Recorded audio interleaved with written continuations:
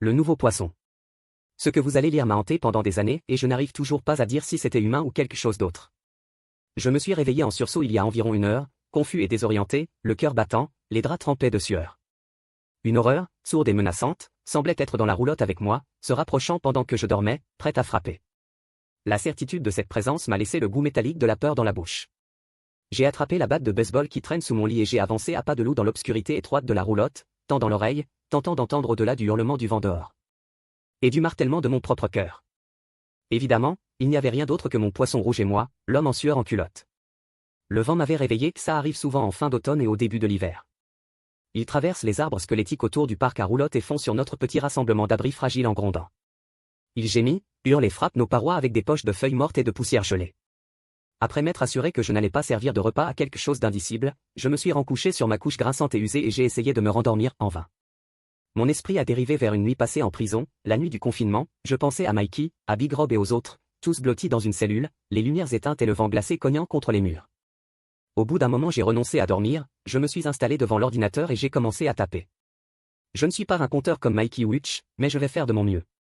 Quand je suis arrivé à la pénitentiaire, ce qui m'a le plus frappé, c'était à quel point les détenus parlaient.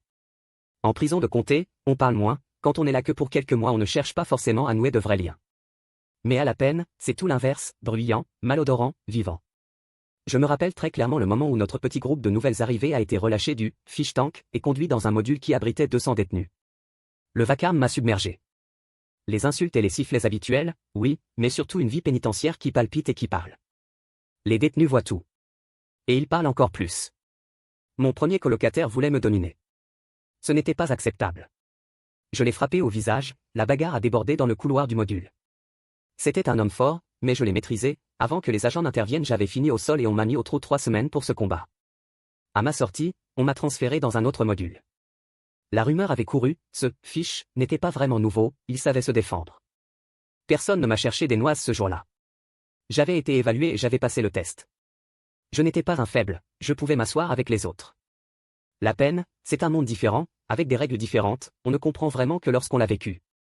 J'ai pris mes repères, appels, repas, travail à la laverie, repos, musculation, repas, et ensuite la longue lutte pour remplir les heures mortes entre le dîner et l'extinction des feux. Peu d'activités, cartes, télévision, regarder le mur ou se regarder les uns les autres. Les tensions entre gangs sont omniprésentes. Certains se droguent en cachette. D'autres négocient, s'échangent des services dans l'ombre. Et il y a, bien sûr, beaucoup de paroles, familles, femmes, méfaits, histoires fières ou honteuses. Des récits à foison, assez pour remplir une bibliothèque. Mon colocataire s'appelait Mikey.